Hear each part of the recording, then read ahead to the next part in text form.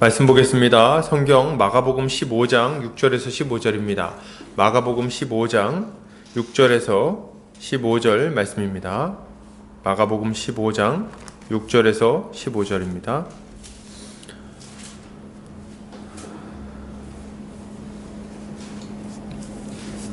찾으신 줄로 알고 제가 봉독해 올리겠습니다. 명절이 되매 백성들이 요구하는 대로 죄수한 사람을 놓아주는 전례가 있더니 밀란을 꾸미고 그 밀란 중에 살인하고 체포된 자 중에 바라바라 하는 자가 있는지라. 무리가 나아가서 전례대로 하여 주기를 요구한데 무리가 대답하여 이르되 빌라도가 대답하여 이르되 너희는 내가 유대인의 왕을 너희에게 놓아주기를 원하느냐 하니 이는 그가 대제사장들이 시기로 예수를 넘겨준 줄 알미러라. 그러나 대제사장들이 무리를 충동하여 도리어 바라바를 놓아달라 하게 하니 빌라도가 또 대답하여 이르되 그러면 너희가 유대인의 왕이라 하는 일을 내가 어떻게 하랴. 그들이 다시 소리지르되 그를 십자가에 못 박게 하소서. 빌라도가 이르되 어찌미냐 무슨 악한 일을 하였느냐 하니 더욱 소리지르되 십자가에 못 박게 하소서 하는지라. 빌라도가 무리에게 만족을 주고자 하여 바라바는 놓아주고 예수는 채찍질하고 십자가에 못 박히게 넘겨주니라. 아멘.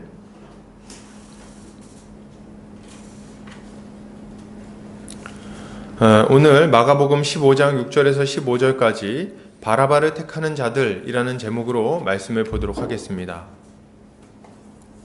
우리는 불의한 시대를 살고 있습니다. 불의한 시대를 살고 있어요. 지금은 무슨 일을 할 때 그것이 의로운가를 살피기보다는 그것이 나에게 유익이 되는가, 나에게 이익이 되는가를 더 생각하는 시대를 살고 있습니다. 하나님을 두려워함이 없는 시대라고 생각이 됩니다. 현재 많은 판사들이 이제 재판을 받고 있습니다. 누구보다도 의롭고 깨끗해야 하는 법관들이 재판을 거래했다는 혐의로 재판을 받고 있어요. 사실 이런 일들이 재판 거래, 돈 많은 사람들이 좀 봐주는 이야기, 이런 일들이 어제 오늘 일은 아닐 겁니다. 예수님 시대에도 법관 역할을 하던 종교 지도자들이 과부의 가산을 삼키고 가난한 사람들을 등쳐먹는 일들이 많이 있었어요. 예수님이 공공연하게 그것을 책망할 정도였습니다. 왜 그들은 이런 악한 행동을 할까요? 율법을 잘 아는데도 불구하고. 왜 그랬을까요? 서기관들 이런 사람들이 그런 짓을 했거든요. 이유는 한 가지예요. 그런 불법을 저질렀을 때 자신에게 이익이 된다고 생각한 겁니다. 나한테 돈이 되니까, 내 삶에 좀 유익이 되니까, 그러니까 이 정도의 잘못은 저질러도 된다고 생각한 거죠. 당연하게도 이런 시대의 분위기는 성도들에게도 영향을 끼칩니다. 옳고 그름이 그 힘을 잃어버리고 이익이 최고로 여겨지는 그런 시대를 살아가기 때문에 그런 거죠. 이런 악한 시대에 성도들은 어떻게 살아가야 될까요? 어떻게 살아야 될까요? 오늘 본문에서 예수님은 역사상 손에 꼽힐 정도로 불의한 재판을 받으십니다. 아주 불의한 재판을 받으세요. 공권력 불법 집행을 통한 강제 연행에 이은 거짓 증인을 동원한 거짓 기소가 이어집니다. 그리고 판사는 증인과 증거가 일치하지 않음을 보고 죄가 없다고 판단하고 그렇게 선포하죠. 누굽니까? 이 빌라도죠. 그런데 놀랍게도 죄가 없다고 선포한 이후에 사람들에게 만족을 주기 위해서 십자가형을 선고를 해버립니다. 정말 너무 어처구니 없는 재판이 진행되고 있는 거예요. 이런 불의한 재판의 결과 주님은 십자가에서 죽임을 당하시는 겁니다. 우리는 예수님의 재판 과정을 통해 자신의 이익을 위해 불의를 행하는 자들이 얼마나 잔혹해질 수 있는지, 얼마나 비열하고 비겁해질 수 있는지를 보게 되는 거예요.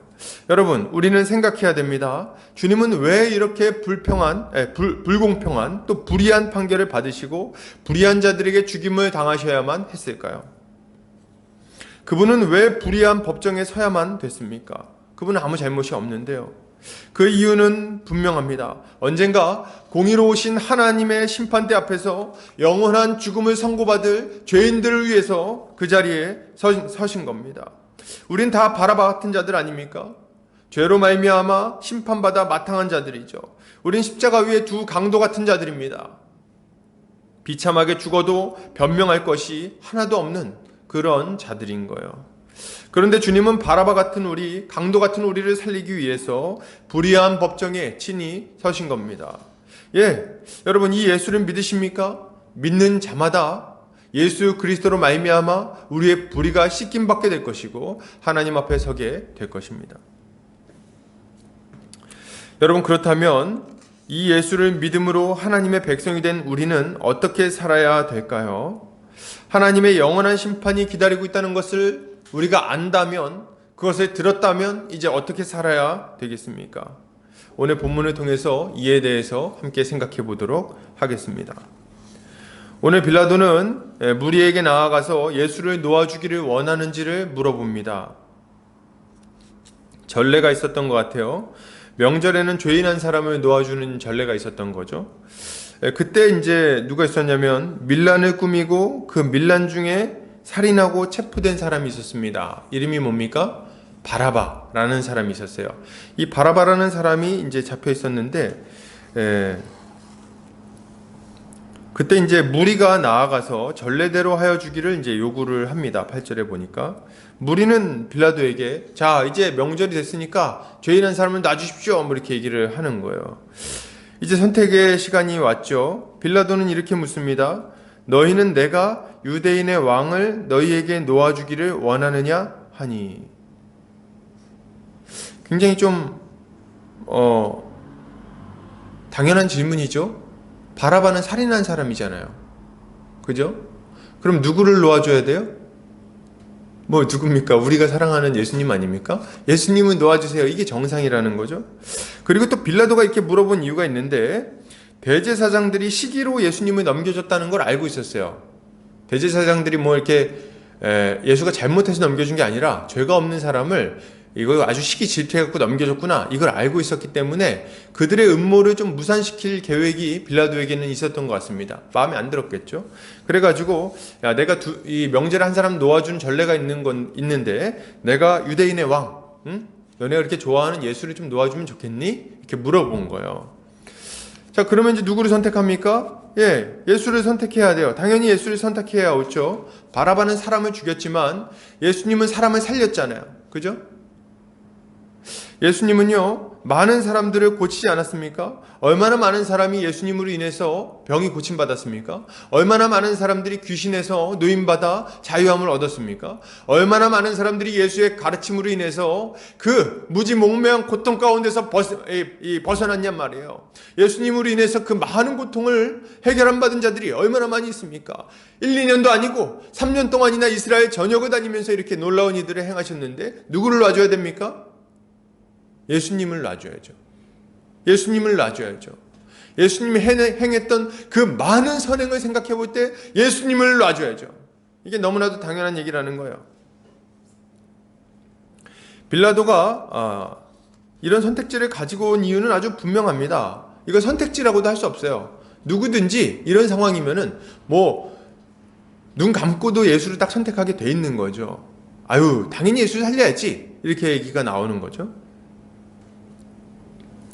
그런데 정말 믿을 수 없게도 사람들은 바라바를 선택합니다. 바리새인들과 대제사장들은 무리들 앞에 나서서 바라바를 살려달라고 요청했어요. 바라바! 이렇게 얘기를 하는 거예요. 바라바를 살려달라! 바라바를 살려달라! 예수가 아니다! 바라바를 살려달라! 이렇게 막 무리를 충동했다고 얘기를 하고 있어요. 그렇게 했더니 이제 사람들도 바라바를 살려달라고 요청을 하게 되는 거죠. 왜 그랬을까요? 이 바리새인들과 제사장들은 의로운 예수보다 불의한 바라바를 더 사랑한 것입니다. 왜 그랬을까요? 왜 바라바를 더 사랑했을까요? 그 이유는 분명해요. 바라바가 뭐 이뻐서 그랬겠습니까?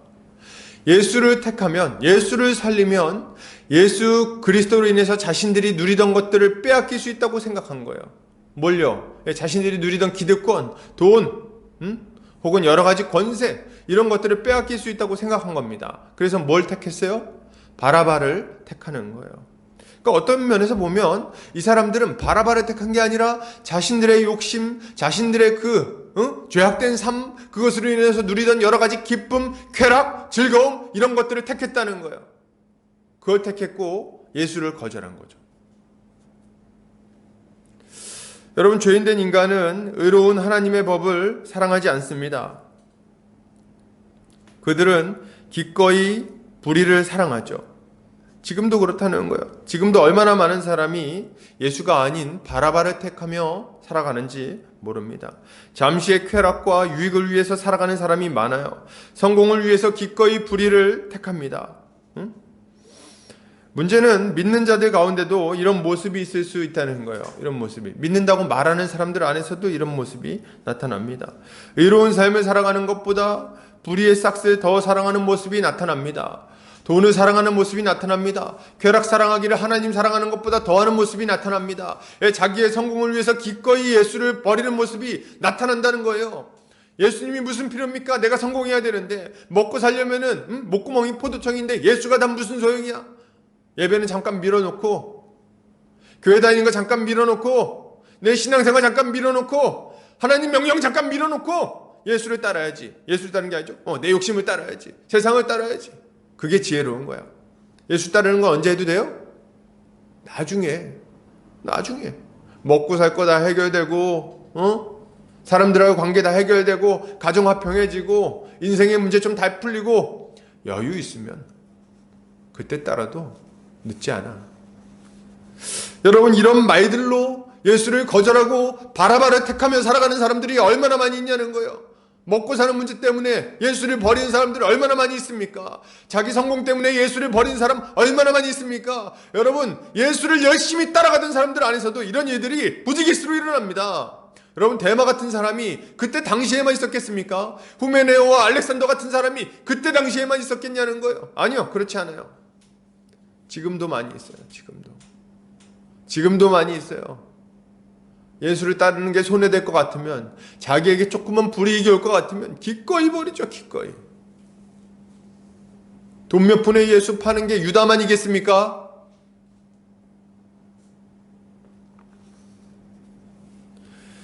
여러분, 잠언 2장 13절에서 15절에 이렇게 말합니다. 이 무리는 정직한 길을 떠나 어두운 길로 행하며 행악하기를 기뻐하며 악인의 패역을 즐거워하나니 그 길은 구부러지고 그 행위는 패역하니라. 안타까운 건 뭡니까? 여러분, 이거요. 이 사람들이 그 불의한 길을 막 쫓아가가지고 잘 먹고 잘 살고 행복하고 안정을 누리고 여유 있는 삶을 살게 되면 그것도 그 나름대로의 성공이라고 볼 수 있을지 모르겠습니다. 이 생의 아주 짧은 삶이지만 문제는 뭐예요? 그 길을 따라가도 평안도 없고 안정도 없고 기쁨도 없고 아무 즐거움이 그에게 있지 않다는 겁니다. 도리어 더 큰 쾌락보다 더 큰 고통과 더 큰 불안정과 불안이 그에게 찾아오게 되는 거예요. 결국에는 우리의 인생을 완전히 망하게 만들죠. 이거 한번 내가 하면 정말 행복할 텐데, 이것만 있으면 정말 좋을 텐데, 이것만 있으면 내 삶이 좀 안정될 텐데. 아니요! 그렇지 않다는 거예요. 전혀. 아무리 따라가 보세요. 거기에 안정이 있는가? 거기에 평안이 있는가? 거기에 기쁨이 있는가? 여러분, 배우자가 아닌 다른 사람이 정말 괜찮아 보입니까? 그 사람하고 뭔가 좀 한번 해보고 싶어요? 그렇게 하면 행복할 것 같아요? 결과는 뭡니까? 깨어진 가정이 기다리고 있을 겁니다. 고통스러운 만남이 기다리고 있을 거예요. 이제까지 살아왔던 삶이 무너지는 것을 보게 될 겁니다. 돈이 좋아요? 돈이 그렇게 좋아요? 좋죠. 뭐 돈보다 더 좋은 게 어디 있어요? 세상 사는 사람들 중에 돈 좋지. 돈만 많으면 좀 이렇게 행복할 것 같아요? 그럼 이건희는 왜 그렇게 안 웃어요? 이재용은 왜 감옥에 있는 거예요? 그 돈 좋아했던 그 많은 사람들은 왜 그렇게 이렇게 불평불만이 많습니까? 우리가 생각할 때 이 정도면 충분하다고 생각할 만한 사람들이 막상 만나보면 뭐라 그럽니까? 이게 문제고 저게 문제고 이래서 힘들고 저래서 힘들고. 예전에 여러 번 예화를 들었었는데 아주 큰 부자한테 이제 신문 기자들이 가서 물어봤답니다. 아주 큰 부자였어요. 가지고 너무 큰 부자니까 이제 기자들이 궁금했을 거 아니에요. 얼마나 벌면 만족하겠습니까? 지금보다 얼마나 좀 더 부자가 되면 좀 만족하겠습니까? 물어봤대요. 그때 뭐라고 대답해요? 이렇게 대답했답니다. 조금만 더요. 조금만 더요. 이게 얼마나 우스운 얘기입니까? 평생 써도 뭐 다 못 쓸 정도의 돈을 벌었는데요, 조금만 더 벌면 만족하겠다는 거예요. 예, 만족할까요? 우스운 얘기입니다. 불의한 삶은 안전하지도 않고 즐겁지도 않습니다. 그 마지막은 멸망이에요. 그 길로 가는 자는 어리석은 자입니다. 사도행전에서 베드로는 은삼십을 받고 예수를 팔아넘긴 가룟유다의 마지막을 이렇게 묘사합니다. 사도행전 1장 18절이에요. 이 사람이 불의의 삭스로 밭을 사고 후에 몸이 곤두박질하여 배가 터져 창자가 다 흘러 나온지라. 아주 비참한 죽음을 죽게 되었다고 이야기를 합니다. 여러분, 너무 끔찍한 죽음 아니에요? 그는 불의의 삭스를 사랑했습니다. 예수를 팔면 자신에게 기쁨과 즐거움이 기다릴 거라고 생각했어요. 은삼십이 자신에게 있어가지고 그 은삼십으로 맛있는 것도 먹고 자기 하고 싶은 것도 하고 아주 안정적으로 행복한 삶을 누릴 수 있을 거라고 기대를 했습니다. 문제는 뭐예요? 예, 은삼십을 받아가지고 예수를 팔아넘겼는데 그 마음에 도무지 평강이 없었다는 거예요. 그 마음에는 불안이 가득했습니다. 그 마음엔 두려움이 가득했어요. 깊은 후회가 그를 사로잡았어요. 그래서 어떻게 됩니까? 그 죄책감을 이기지 못하고, 예, 밭에서 이제 나무에 목을 매가지고 목을 매달아 죽고 말았어요. 더 비참한 건 뭔지 아십니까? 목매다 나무에 달려 죽은 자마다 저주를 받은 자라고 성경에서 이야기하고 있습니다. 예, 이 사람은 저주를 받아, 하나님의 저주를 받아 영원한 멸망 가운데 들어간 자예요. 성경에 두고두고 예수를 팔아넘긴 자로 이름을 남기게 됐습니다. 그는 목매어 죽었는데요, 더 비참한 것은 이 줄이 끊어져가지고 바닥에 떨어지게 됩니다. 그래서 이 죽은 시체가 배가 터져가지고 이 배에 있는 창자가 다 흘러나와서 그 밭에 흘러 퍼졌어요. 개들이 와서 그것을 핥았죠. 여러분, 그 결과 그 밭을 피밭이라고 말했어요. 그 정도로 비참한 죽음을 죽게 된 거예요. 유다만 그럴까요? 유다만 비참한 마지막을 맞이하게 될까요? 아니요. 예수를 팔아넘기고 이 세상 유익과 쾌락을 택한 자들은 누구든지 막론하고 다 이와 같이 망하게 될 겁니다.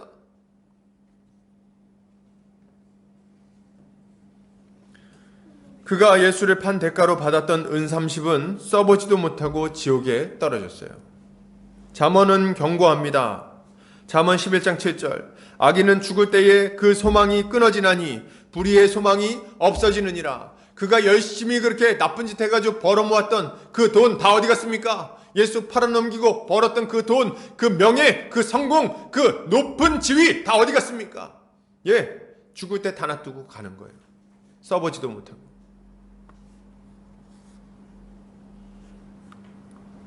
여러분, 불의한 삶은 불행합니다. 영원한 멸망이 기다리고 있습니다. 신자는 불의한 길을 사랑하지 않아야 되는 거예요. 그 길을 가면 안 됩니다. 그 길로 가지 않아야 돼요. 그 길을 사랑하는 자는 어리석은 거죠. 불의한 삶이 가지고 올 고통과 심판을 생각해야 됩니다. 우리의 영혼과 육체를 지옥에 멸하실 수 있는 하나님을 두려워해야 돼요. 하나님을 두려워하시기를 바랍니다. 그리고 예수를 따르는 의로운 길을 사랑해야겠죠. 의로운 길이 우리에게 주는 참된 행복과 만족에 대해서 깊이 생각하시기 바랍니다. 좀 어리석고 바보 같은 길처럼 보일지 몰라도 그 길이 안전한 길이에요, 여러분. 그 길이 평안한 길입니다. 그 길이 우리에게 궁극적으로 행복을 가지고 오는 거예요.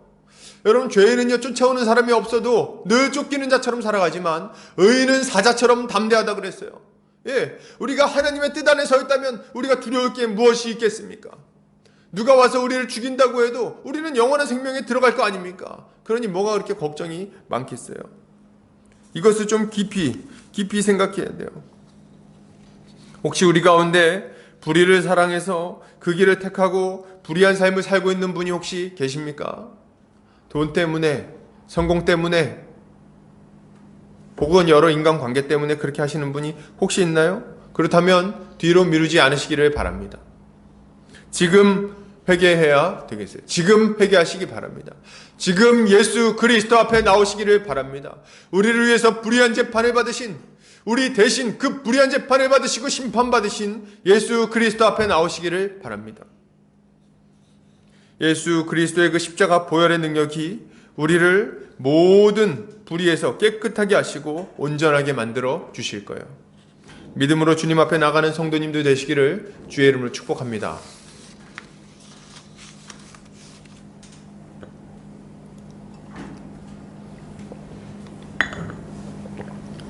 계속해서 보겠습니다. 빌라도가 예수를 놓아주기로 생각하고 이것을 권면할 때 대제사장들과 서기관들이 나섰죠. 이들은 무리를 충동해서 바라바를 놓아달라고 이야기를 합니다. 바라바를 내놔라. 예수가 아니라 바라바를 원한다. 참 악독한 자들이죠. 이들의 충동을 받은 무리는 예수를 거역하고 바라바를 선택합니다. 바라바를 선택했어요.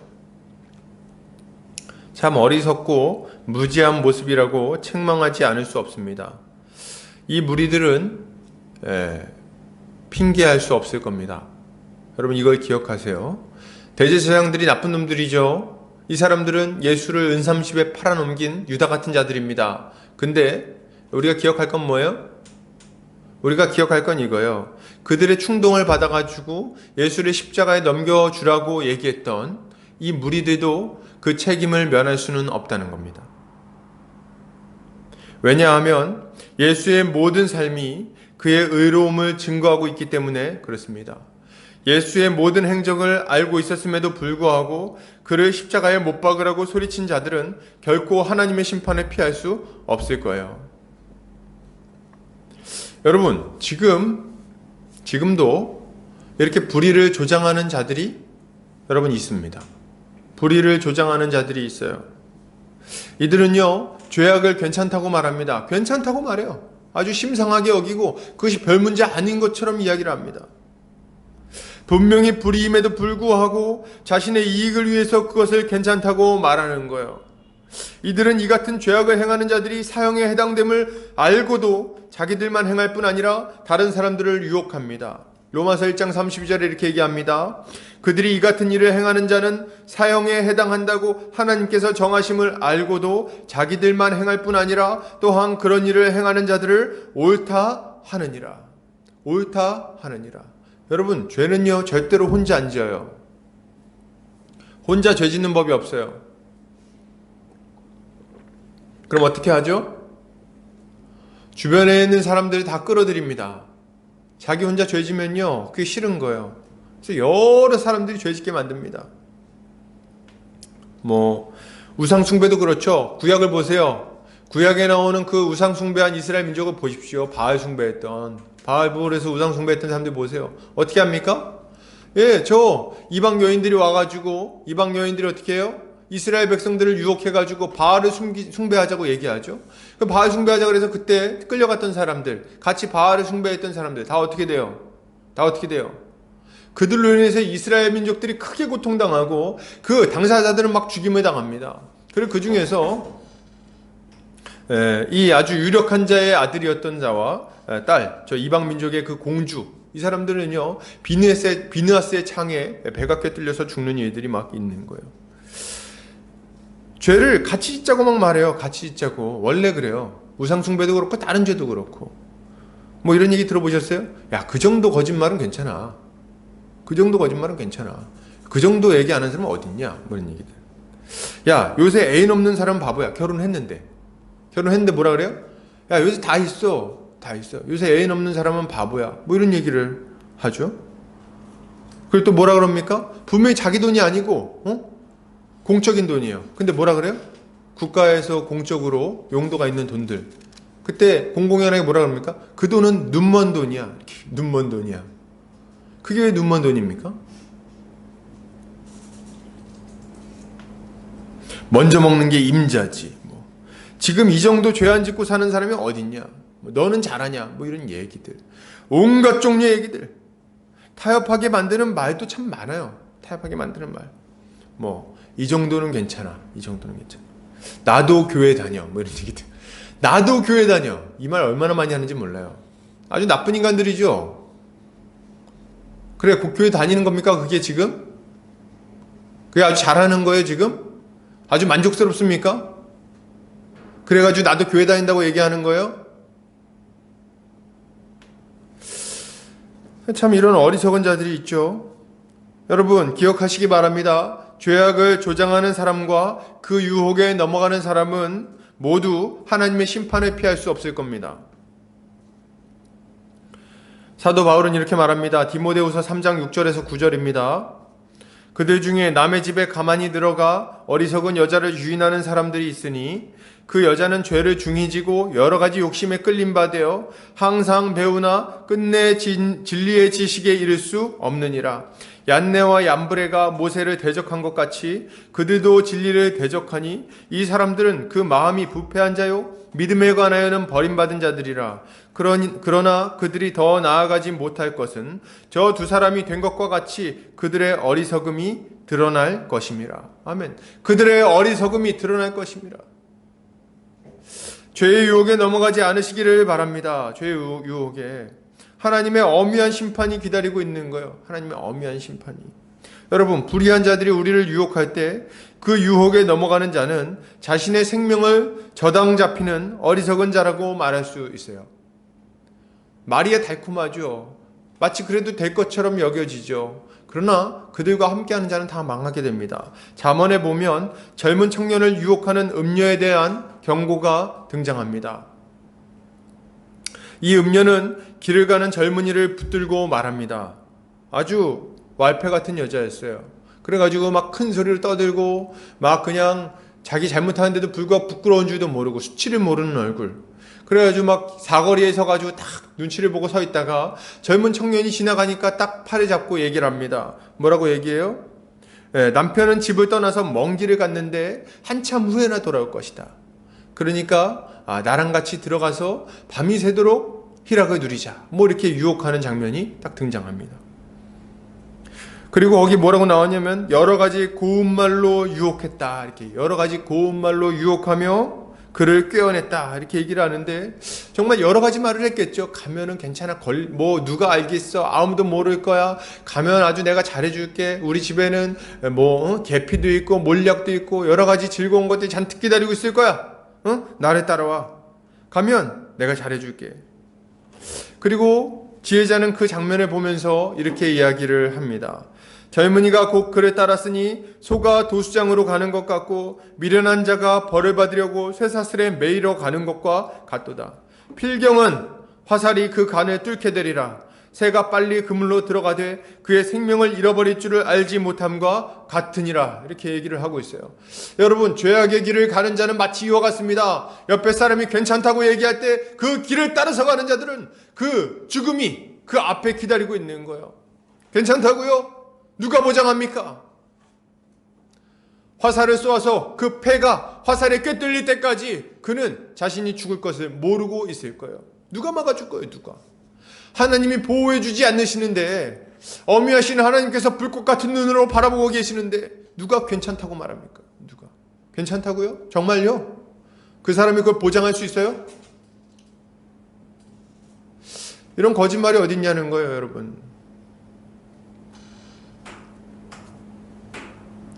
여러분, 죄의 유혹을 따라가는 자들은 기억해야 됩니다. 필경은 화살이 그 간을 꿰뚫을 겁니다. 그러면 어떻게 해야 되나요? 분별해야죠. 여러분, 분별해야죠. 분별을 해야 돼요. 잘못된 가르침을 주는 자들을 분별하시기 바랍니다. 그들의 열매를 살펴야 돼요. 이런 악한 자들 중에는 양의 탈을 쓴 늑대 같은 자들도 있습니다. 양의 탈을 쓴 늑대 같은 자들이 있어요. 신자는 이런 자들을 분별해야 됩니다. 분별해야 돼요. 이게 바른 가르침인지 잘못된 가르침인지를 딱 분별해야지. 죄져도 괜찮다고 말하는 게 어떻게 정상이에요, 여러분? 비정상이지.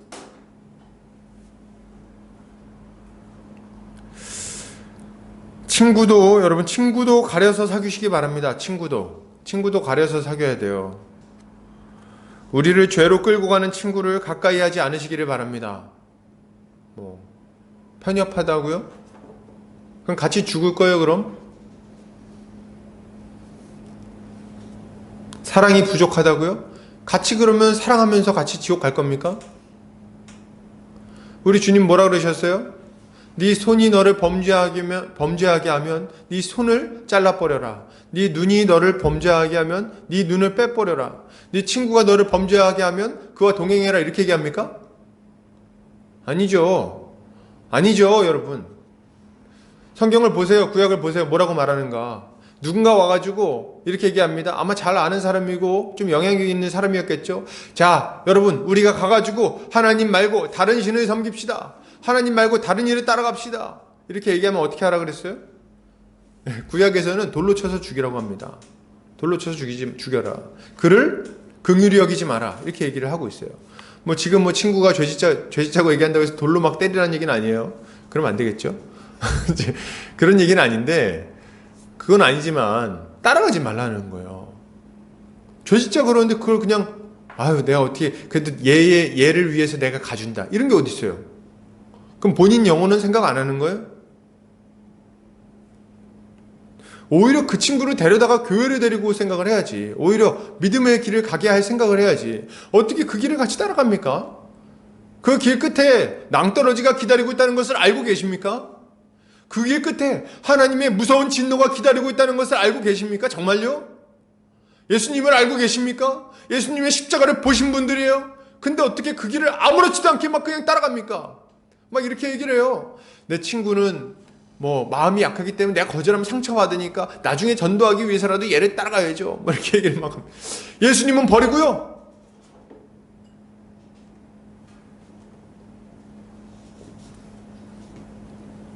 잠언 1장에 보면 악한 친구에 대해서 이야기합니다.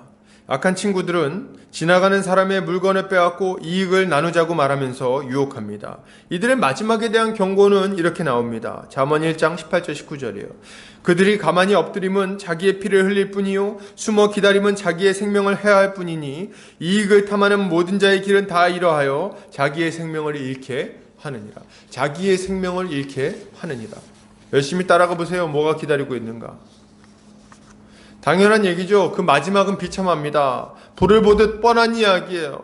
사도 바울은 말세에 나타날 악한 자들에 대하여 말한 후에 이렇게 경고합니다. 경건의 모양은 있으나 경건의 능력은 부인하니 이 같은 자들에게서 네가 돌아서라! 이렇게 얘기하고 있어요. 돌아서라. 그만 좀 돌아서라. 그들을 가까이 하지 말고 그들과 동행하지 말고 그들과 말을 나누지 말고 그들에게서 돌아서라! 얘기를 하고 있잖아요. 돌아서라. 사랑하는 성도님들, 이런 악한 자들에게서 떠나 의로운 주의 말씀을 따라가는 지혜로운 성도님들 되시기를 바랍니다. 예수께서 우리를 위하여 불의한 재판을 받으시고 우리의 죄를 씻기 위하여 십자가 형벌을 받으셨는데 도무지 그 사람들의 말을 듣는 것이 옳지 않은 거예요. 아담과 하와가 뱀의 말을 듣고 그 끔찍한 심판을 받았던 것을 기억하시기 바랍니다. 그 끔찍한 저주. 자기들이 누리던 모든 것을 빼앗기고 말았어요. 여러분, 죄인을 따라가는 자들, 죄악된 길을 따라가는 자들, 거짓 교사에게 속아 넘어가는 자들은 이런 자들이에요. 자기가 가지고 있던 모든 생명을 잃어버리게 될 겁니다. 정신 차리세요. 근신하고 깨어서 대적하시기 바랍니다. 베드로 사도는 뭐라고 말합니까? 근신하라, 깨어라, 너희 대적 마귀가 우는 사자처럼 두루다니며 삼킬 자를 찾나니 얘기하고 있어요. 지금 두루 돌아다니면서 삼킬 자를 찾고 있어요. 그러니 정신을 차려야 됩니다. 그들의 여러 가지 고운 말, 여러 가지 달콤한 말에 넘어가지 마시기를 바랍니다. 주님을 따라가셔야 되는 거예요.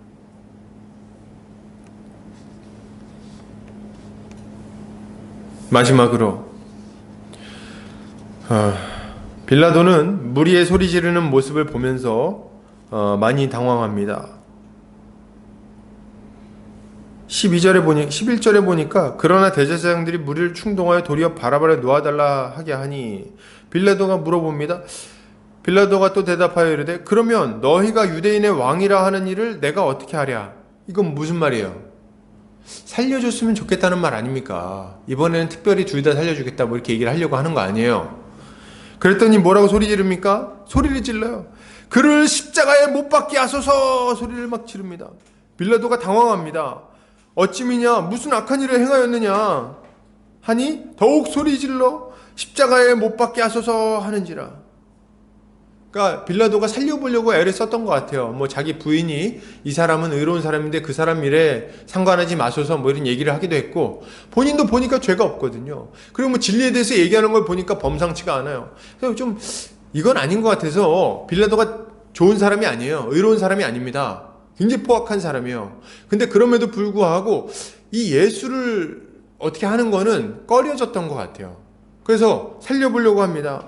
근데 막 주변에 있는 사람들이 막 소리를 지릅니다. 막 십자가에 못 박게 하소서, 못 박게 하소서. 그랬더니 이제 막 변호를 하죠. 야, 그거 무슨 죄를 범한 거야? 내가 보기에 그런 잘못이 없어. 내가 그냥 때려서 놓을 거야. 이렇게 얘기를 합니다. 그때 더 크게 소리 질러가지고 십자가에 못 박아소서, 못 박아소서 막 하는 거예요. 이들의 이 악의와 혼란이 좀 보이십니까? 막 그냥 그 아우성 치면서 소리를 지르고 막 물건도 막 던졌을지 모르죠. 밀면서. 정말 이 모습은 하나님을 떠나서 사단의 지배 아래에 있는 인간 본성의 그 밑바닥을 보여주는 것 같아요. 빌라도는 결국 예수님을 십자가에 내어줍니다. 손을 닦아요. 자기 손을 닦으면서 뭐라 그럽니까? 손을 닦으면서 나는 이 사람의 피에 대해서 깨끗하니 너희가 감당해라. 이렇게 얘기를 합니다.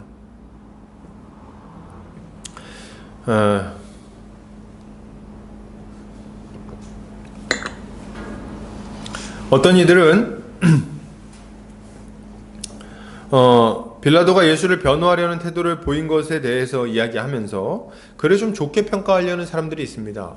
빌라도 좀 괜찮지 않은가? 그러나 성경은 빌라도를 예수를 못 박는 데 내어준 자로 평가하죠. 사도신경은 예수께서 본디오 빌라도에게 고난을 받으셨다고 증언합니다. 왜 성경은 빌라도를 이렇게 악하게 평가를 하는 걸까요? 저는 본인이 그 법정에서 예수님의 자리에 섰다고 상상해 보면 금방 이해가 될 거라고 생각이 됩니다. 여러분 빌라도 좀 괜찮아 보여요? 네, 괜찮아 보이죠? 그럼 본인이 한번 그 십자가의 자리에 그 빌라도의 법정에 본인이 한번 서 있다고 생각해 보세요. 좋은 재판관인지. 이 사람이 뭐라 그래요? 무죄하다 얘기를 합니다. 그럼 피고는 얼마나 안심했을까? 제가 만약 그 자리에 있었으면 내가 무죄지. 감사합니다. 이렇게 했을 것 같아요. 그러고 나서 뭐라고 판결해요? 사람들이 죽여라 죽여라 그러니까 나는 몰라. 난 모르니까 넘겨줘. 이렇게 해버린 거예요. 이게 법관입니까? 재판은 왜 한 거예요?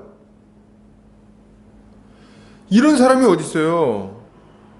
그는요 재판관이었기 때문에 권한이 있었어요. 그러나 그와 동시에 그에게는 의로운 판결을 내려야 할 책임과 의무도 있었습니다. 죄가 없는 사람은 놔줘야 된다는 거예요. 그렇지 않습니까? 빌라도는 그 엄중한 순간에 불의와 타협했습니다.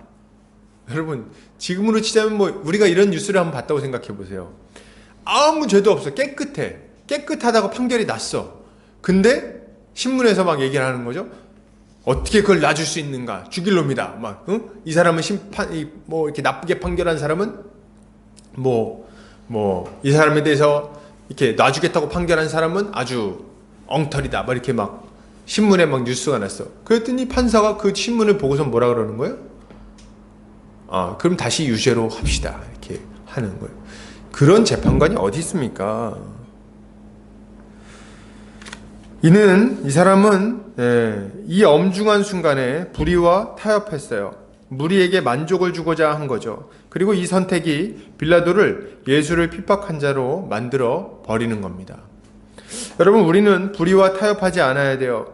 혹자는 빌라도가 어쩔 수 없었다고 말하지만 그렇지 않았습니다. 자신의 안위를 걱정해서 예수를 팔아넘긴 자에 불과해요. 병력을 동원하면 충분히 막을 수 있는 거 아닙니까? 그죠? 병력을 동원하면 막을 수 있죠. 우리는 불의와 타협하지 않아야 돼요. 마귀는 우리를 유혹합니다. 불의한 삶을 살면 행복할 거라고 우리한테 말하죠. 이렇게 막 말합니다. 죄를 짓는 것이 어떠냐고, 그 별거 아니라고, 그 정도 안 짓는 사람 없다고, 내가 아는 장로님도 그 정도는 다 한다고 얘기를 막 합니다. 아무도 모를 거라고, 이 정도 누구나 한다고 속삭이죠. 여러분 우리가 이러한 마귀의 속삭임을 이겨내고 나면 마귀는 태도를 바꿉니다. 딱 바꿔요. 어떻게 바꿀까요? 우리를 위협하고 낙심시킵니다. 너 그렇게 살아? 너 계속 그렇게 살아? 계속 그 길을 가? 가만둘 것 같아? 이렇게 태도를 바꾼다는 거예요. 세상의 흐름을 따라가지 않으면 망할 것 같은 느낌을 줍니다. 이게 진짜 무서운 거예요, 여러분. 돈 안 벌면은요 굶어 죽을 것 같은 느낌을 줘요. 한평생 부족하게 살 것처럼, 한평생 고통당하면서 살 것처럼, 완전히 인생이 망해버릴 것처럼 겁을 줍니다. 죄에 동참하지 않으면 인생이 고달파질 거라고 말하는 거죠. 때로는 그렇게 막 겁을 준 다음에는 뭐합니까? 정말 당근과 채찍을 잘 사용해요. 누가요? 마귀가. 뭐라 그래요? 야, 중현아, 이런 상황에서는 어쩔 수 없는 것 아니냐? 이런 말을 합니다. 무슨 말이에요? 타협하라는 거예요. 야, 네가 예수님 사랑하는 건 알겠는데 지금 이런 상황에서는 어쩔 수 없는 거잖아. 적당히 타협해. 이렇게 얘기를 한다는 거죠. 이것이 바로 마귀가 우리를 넘어뜨리는 방식이라는 것을 분명히 아시기 바랍니다. 괜찮다고요? 이 정도는, 이 상황이 이러니까 어쩔 수 없다고요? 정말 그래요? 성경을 보면요, 재밌는 거는 마귀는 썼던 방식을 반복해서 씁니다. 출애굽한 이스라엘 백성들을 보세요. 그들이 가나안 땅에 들어갔을 때 그 사사기 시대의 모습을 한번 보세요. 핑계를 대요. 뭐라고 핑계를 댑니까? 그 평지에 사는 사람들은 철병거를 가지고 있었기 때문에 정복하지 못했다는 얘기를 해요. 그죠? 뭐 언제는 병거가 없어가지고 이겼나요? 그렇지도 않잖아요. 근데 핑계를 대게끔 상황을 계속 얘기를 합니다. 이래서 안 돼. 이래서 안 돼. 이럴 때는 좀 우리가 적당히 해야 돼.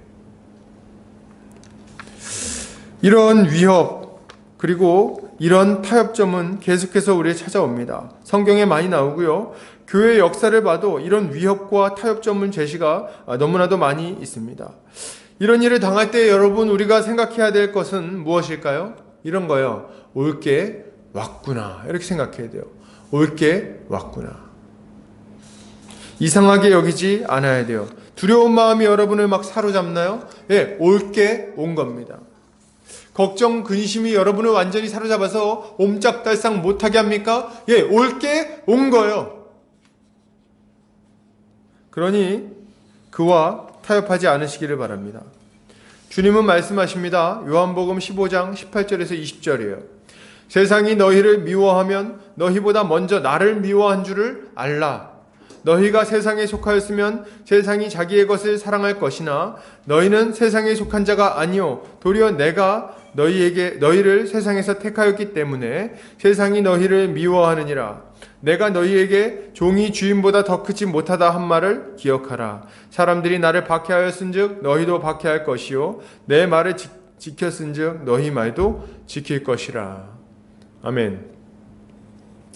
세상은 우리를 사랑하지 않아요. 세상이 우리 사랑하면 이상하겠죠. 왜 사랑하지 않습니까? 주님이 세상의 일들을 악하다고 증언하셨기 때문에 세상은 주님을 미워합니다.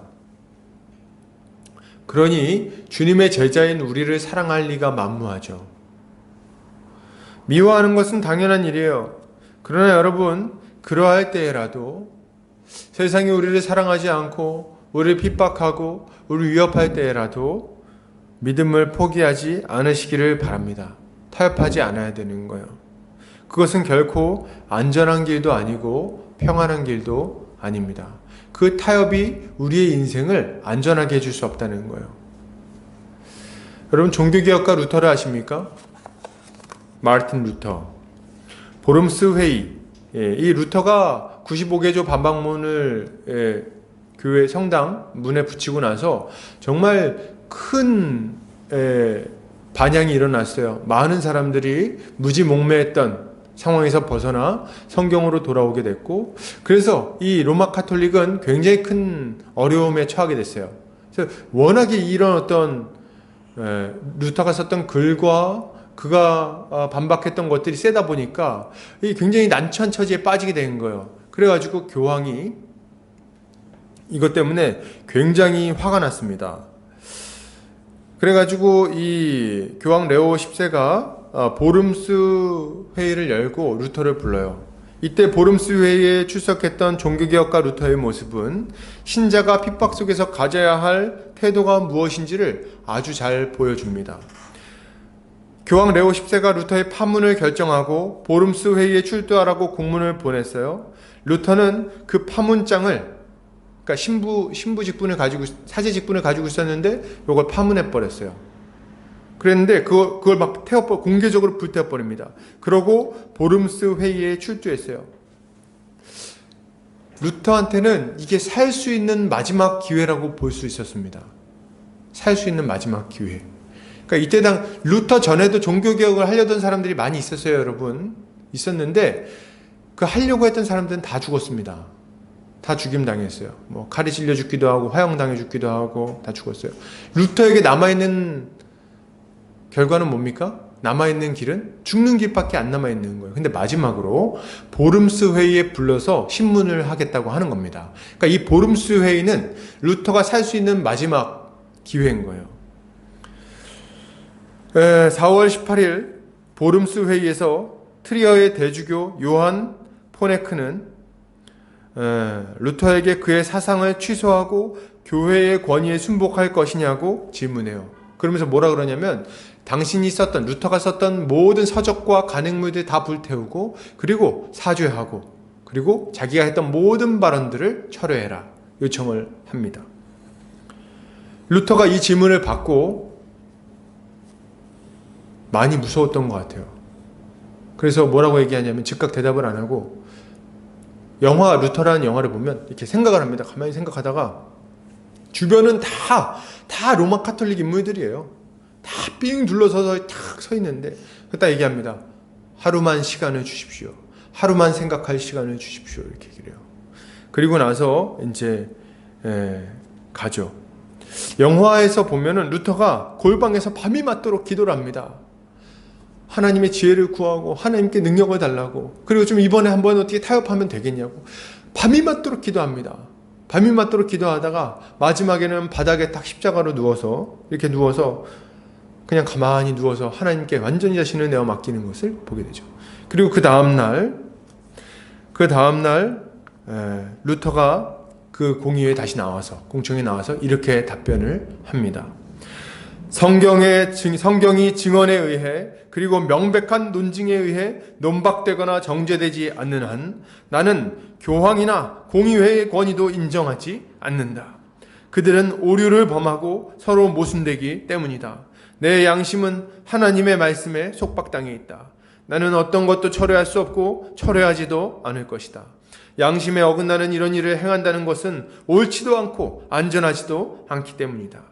여기 서 있는 나는 달리 행할 수 없다. 하나님 저를 도우소서. 아멘. 이게 루터가 마지막으로 했던 말이에요.